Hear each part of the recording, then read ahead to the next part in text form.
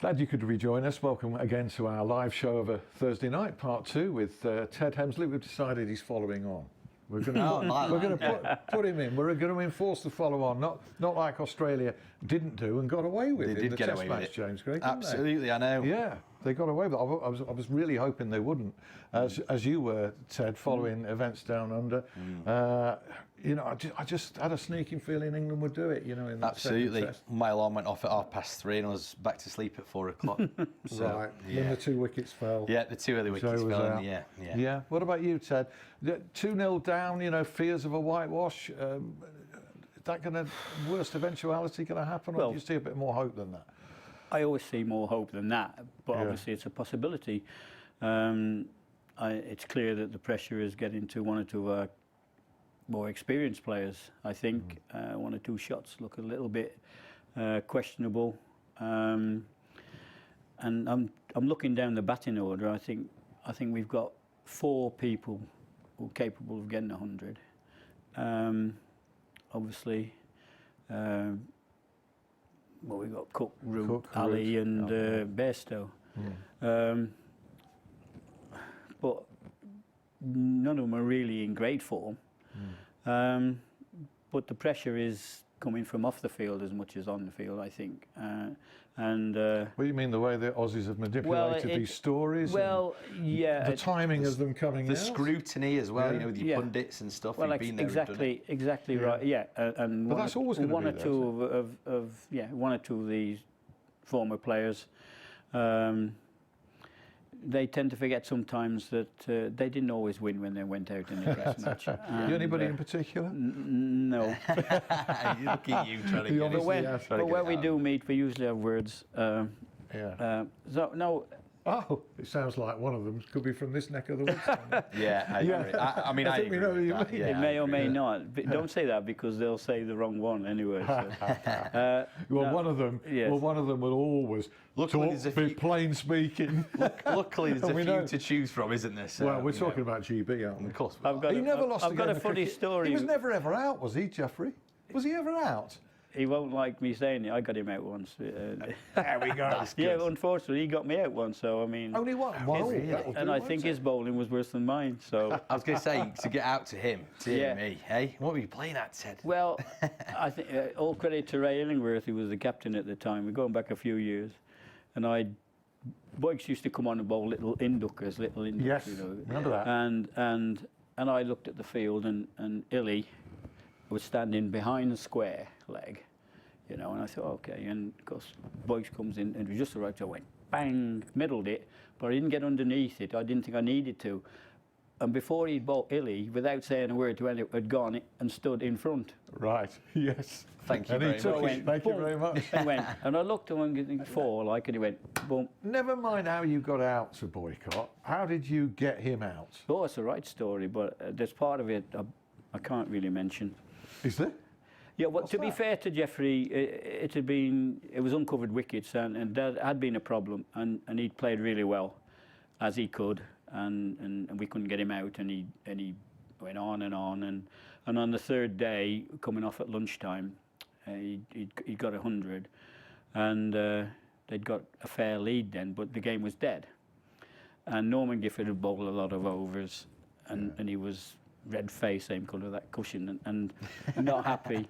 And as we were walking off, Boyk said, EJO, he said, it's times like this I'm in my element. I knew straight away then he wasn't going to declare. He was going to have us back in the field again. Yeah. So I went into the dressing room and said to Norman Gifford, I said, Captain, I said, I've got some good news for you.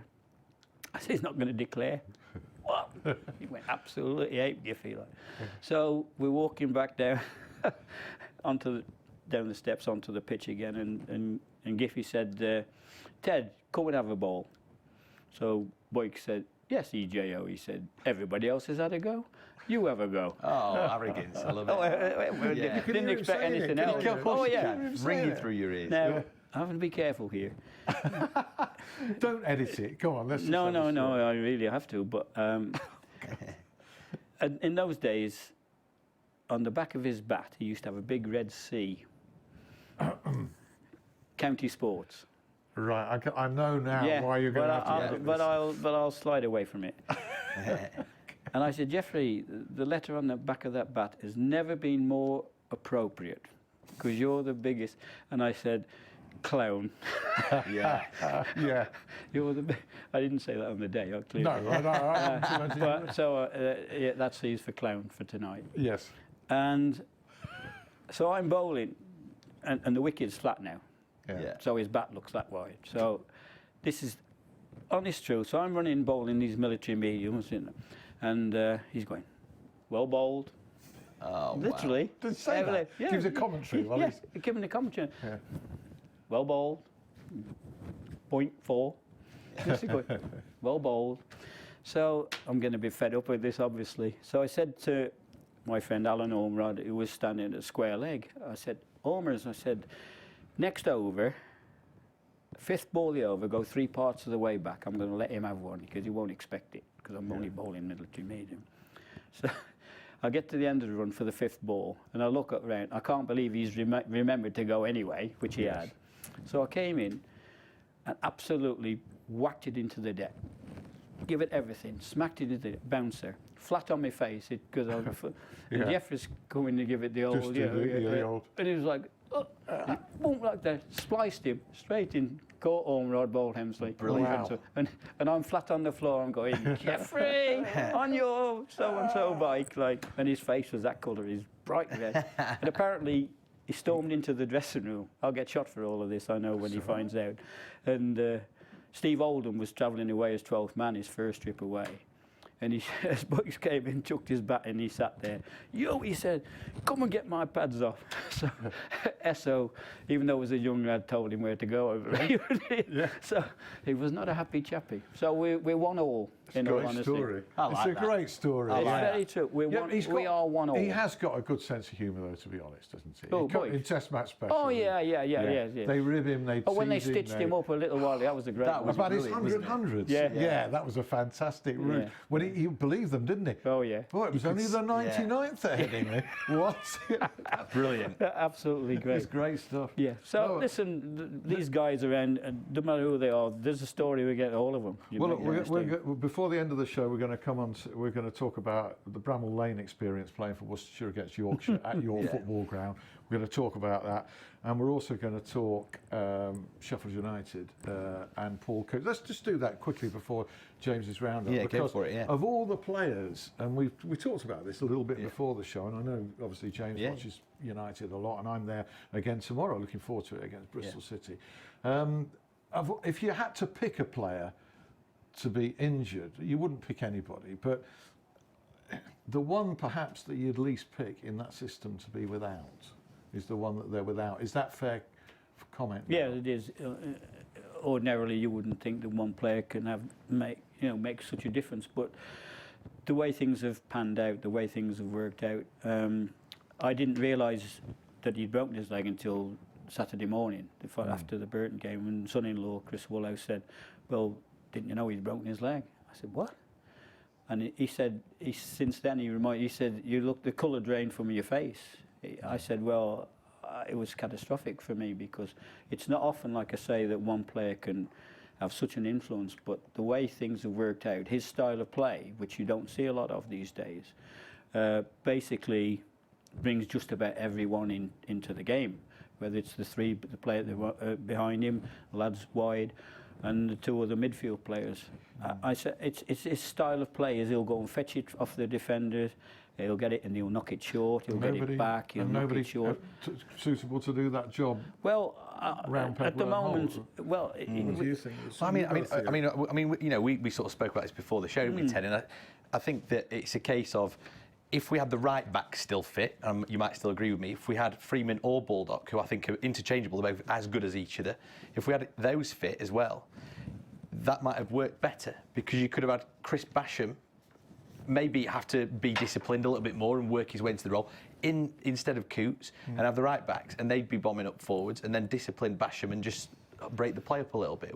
Well, I'm not going to make suggestions really. Listen, that's a valid point. You know, you've got players who can play in 2 or 3 different positions. It's a difficult one because that position actually just about affects every position. on the field. It's difficult for the manager as well because he will know, how vital Paul Coots was to Sheffield United, but he can't put out the signal that he was that vital and we can't do it without him, can he? So he can't put that signal out. So you can only put a brave face on it. Well, and look. Well, yeah, positively, listen, I'm sure he knows exactly what he's got to do and what he's got to try to, and there's no danger to that. The fact of the matter is, just at the moment, we've predictably had a bit of a struggle, and because it is a major blow, because we're almost having to change the way we play, because we haven't got the possession. As much of the possession as we had when Coots played. As I said earlier, when Cootsy gets the ball, he'll go and fetch it off the lads at the back. Then he'll knock it short, get it back, knock it short, get it back.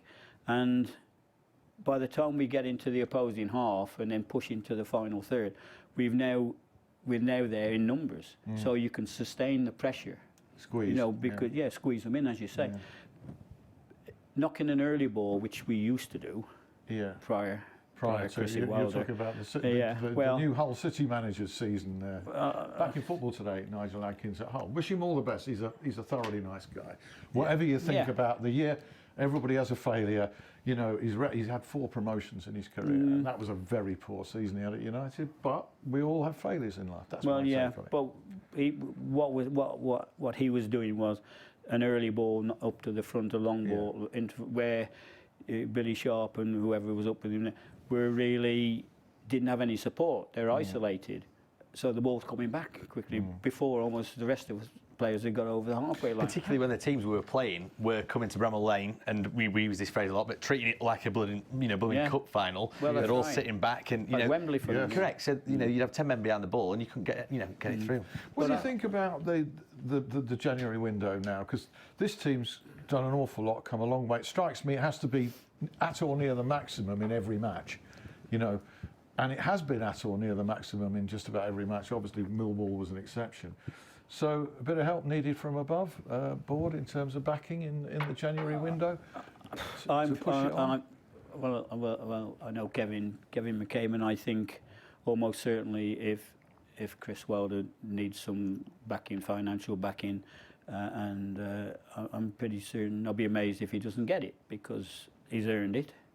And one thing he won't do, and which is what he told us I mentioned the meeting prior to start of last season. Yes. He said, I'm not going up there bringing players down who've been up there, come down. He said they don't always handle it. He said, I've managed in the lower leagues long enough. I know the players, the sort of players I want.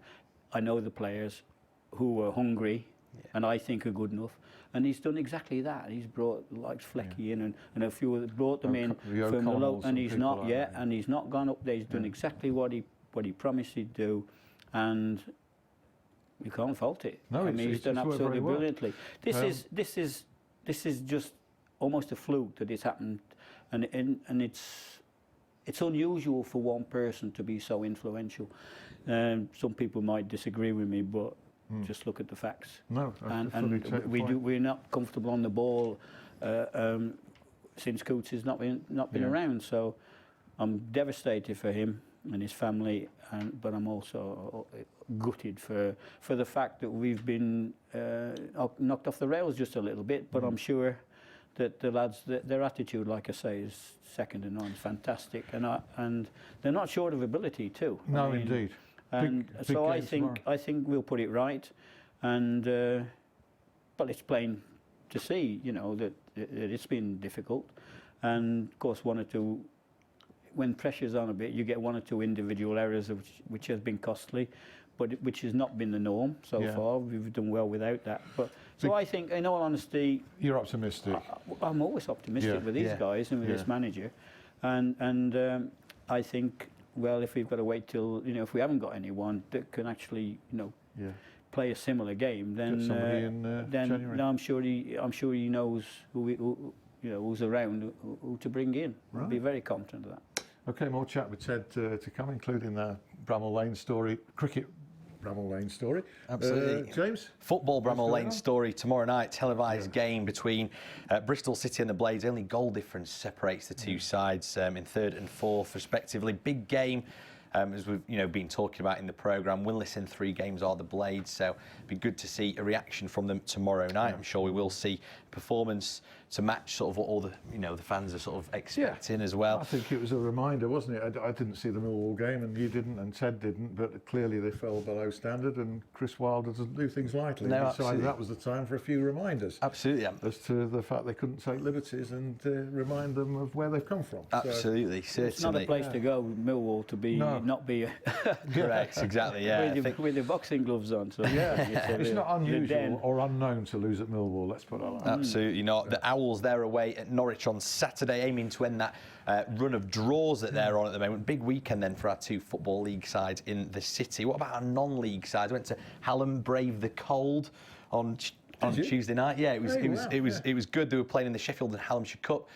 Fairly full-strength team from Hallam. Lost to it was North Gorby, who were actually a league below them, and it was they lost in extra time. Great entertainment though. You'll testify to that. Encouraging signs too. I thought there was some good football played as well. Home to Emley on Saturday in the league. So if you want to go up to Sandygate and watch some good quality football, you can do. Blades fans might be particularly interested in that. Wanting a football fix on a Saturday.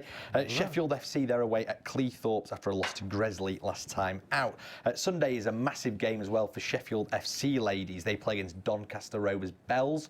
Bit of a local derby in the league. They want to get back to winning ways as well. They've lost their last 2 in the league. Rugby Union, Dormoor on Saturday. The Tigers, who are currently playing like zebras, and I don't mean Zebra, who are in the Premiership either. They're playing against Huddersfield, mid-table after a narrow 2-point loss last weekend. That's a test of any sporting fan to go in this weather to Dormoor. Yeah, absolutely, yeah. In fact, let us know. Send us both a tweet. And I want photo evidence that you've been up to Dormoor. Nearly 1,000 feet up that. It is, yeah. And it's... So you're talking a a few degrees below the 0 that we've got. You get in the wind. That's if the games are on as well, because I know there is snow forecast this weekend. Sheffield Club there, Aberdale Rugby Club, they play against Otley away from home after a win against Leicester Lions. That's just their 3rd win of the season, but starting to pick up now in National 2 North for them. Steelers Ice Hockey, 3rd in the league's table standings after smashing Milton Keynes 6-1 last Sunday. If you want to see them in action again this Sunday,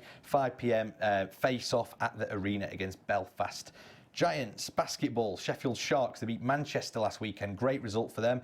They had 2 defeats before that. They're away at Worcester tomorrow, but at top 4 place at the moment. It's looking good. Long way left in that season. And we'll finish off. If you're a swimming fan or you're just a general sports fan, get yourself to Ponds Forge next week, because it's the National Winter Championships. Hopefuls for the Commonwealth Games qualifiers from the sort of local area. Sheffield Hallam student Joe Litchfield, Jay Elliott, Nicholas Granger, Rosie Rudin and Ellie Faulkner, who we mentioned a couple of weeks ago. She's already made the team, but she's going to be competing as well. So if you fancy watching some swimming, head down there. Excellent. Some quite needed wins there for Sheffield Steelers and for Sheffield Sharks. Because Steelers have been a bit erratic this year. A little bit. Do you know, I can't believe it, but there was some sort of social media abuse for Paul Thompson, the manager, who's got a fantastically successful Great record. He's won he's won 3 or 4, National Ice Hockey League. That's ridiculous. Fickle fans. Absolutely ridiculous. Right, talking of abuse, facing Fred Trueman at Bramall Lane cricket. This is Worcestershire, Yorkshire. What sort of year are we talking about here now, Ted, when you play cricket at the Lanes? Early 70s? Yeah, early 70s, because it finished in 73, 74, didn't it? Yeah. So I knew that Worcester's away game was going to be at Bramall Lane. Not the season I came to Bramall Lane, the one after, because the fixtures had already been marked out, basically. So I knew that I was going to be playing, if selected, obviously, that I'd be playing at Bramall Lane. And I have to say, one of my finest victories at Bramall Lane was stuff in Yorkshire. And boy, did I suffer for it. But it was a great feeling, because it was exciting, because the reason for the fixture was because I'd signed, and even they're going to get a lot of Sheffield Wednesday people in, because they were all Yorkshire supporters, as well as the Blades supporters. So you got stick from your own fans in the crowd. Yeah, it was good-natured to start with. I remember I was batting at 3, and we'd bowled Yorkshire out early afternoon on the first day, and I was batting at number 3. We lost the wicket. about half an hour before the close. No, before tea rather. Yeah. And Tom Gravemy sent me out there with orders to bore the pants off everybody. Right. I said, You could do that. if I go out there, Yeah. I said, I'll get crucified. He said, you want to get crucified by them or by me, basically. So, Yeah. yeah, we lost a wicket, out I went. And in those days, the dressing room was in the top of the pavilion. You used to go down the steps, down the side of the pavilion, through the gate. Yes. And standing by that gate was always one chap as you walk through. So I walked through the gate and said, don't shut gate, lad, they'll not be long. Said, yes, Mr. Trueman. So Freddie said, I know him full well, he's not going to be so friendly when I get out in the middle. So I'd only gone 2 or 3 steps onto the grass and slow hand clap started. And it was Badger and the lads on the cop. Right. And some staff from the club, football club, all their slow hand clapping. So by the time I got into the middle, everybody in the ground had joined in with the slow hand clapping, and the rest of the Yorkshire team all congregated in the middle. So I'm walking, oh my God, you know. So, and I'm getting some of this already. I've got the wrong boots on, lad, for the day, and all this, and I think, to be honest, the cheeks on my backside were going like butterflies' wings. So I'm giving them the old, blowing them kisses and smiling. Oh, Jesus Christ. So orders from the captain. So as you pointed out earlier, I can be boring sometimes. Yeah, apart from tonight.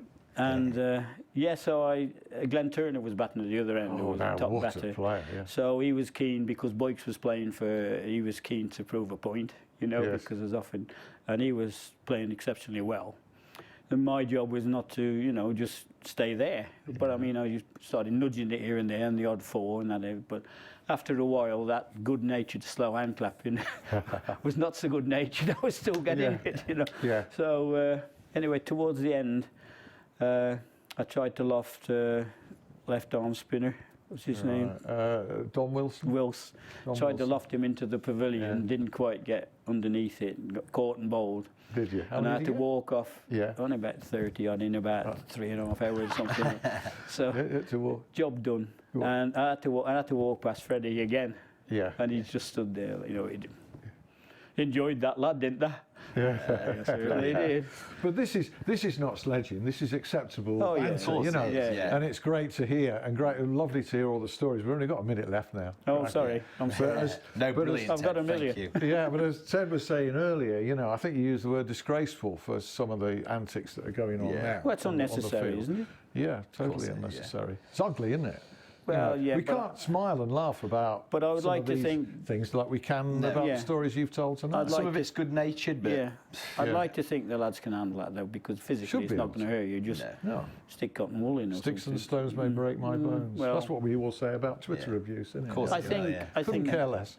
What they should do is blow them kisses, like I said, and be funny with it while chatting back to them, you know, that sort of thing, which always used to happen anyway. There's always been sledging, but as you say, it's been a different form now. But now it's no place. No, 13 seconds left now. 13 seconds for me to say, Ted Hemsley, thank you very much indeed for entertaining us royally for an hour. James, thank you very much indeed. Another guest next week. It'll be on my YouTube channel later. Thanks for watching. See you. Bye.